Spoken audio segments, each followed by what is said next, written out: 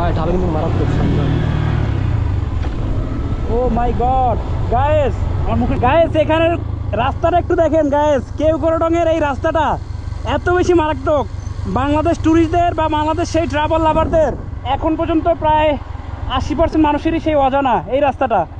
হয়তো 80% মানুষ যারা আসতে পারে নাই তাদের মধ্যে আমি একজন। এই কেওক্রাডং-এ এসেছি আর রাস্তাগুলো দেখে ভাই মনে হচ্ছে যেন এই রাস্তা পরে আর কোনো ডেঞ্জারাস রাস্তা হতে পারে না। আমি কিন্তু দেখেন কত সাবধানতার সাথে নামছি, আসলে বলা যায় এত বেশি ডেঞ্জারাস এই রাস্তাটা।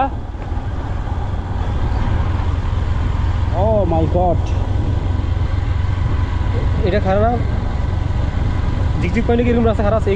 এরকম খারাপ আছে? জিগজ্যাগে ভাই এত খারাপ নাই মনে হয়, কারণ এটা তো সব থেকে উঁচু পাহাড়। যেহেতু উঁচু পাহাড়, রাস্তা অবভিয়াসলি এখানে ডেঞ্জারাস হবে, এটা স্বাভাবিক। তো জিগজ্যাগের রাস্তাটাও ডেঞ্জারাস। আমি কিন্তু জিগজ্যাগে উঠিনি, বাট দূর থেকে দেখছি যতটুকু, মানে আমি খুব কাছাকাছি গেছিলাম, সেখানে উঠি নাই কারণ তখন এটা বন্ধ ছিল। বাট সেই জিগজ্যাগের থেকে কিন্তু এই রাস্তাটা ভাই কোনো অংশেই বলা যায় কম নয়। অলমোস্ট আমার ব্রেক প্যাড ছেড়ে দিচ্ছে।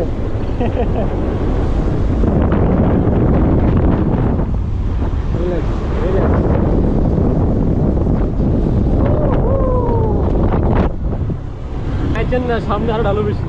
আরো বেশি না, এর ঢালু কম, এটা লেভেল একদম সোজা। ও মাই গড গাইস, একটু ভিউটা দেখেন। ও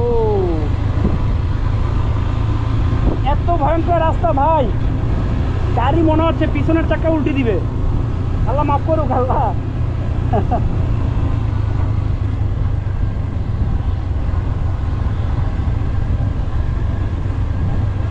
আমাদেরকে আবার এখান থেকে উঠতে হবে না?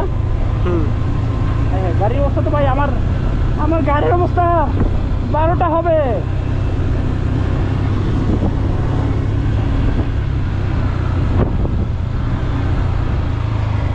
ও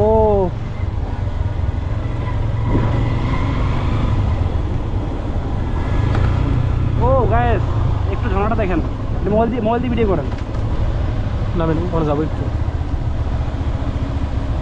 এক পাশে রাখেন, যাবো।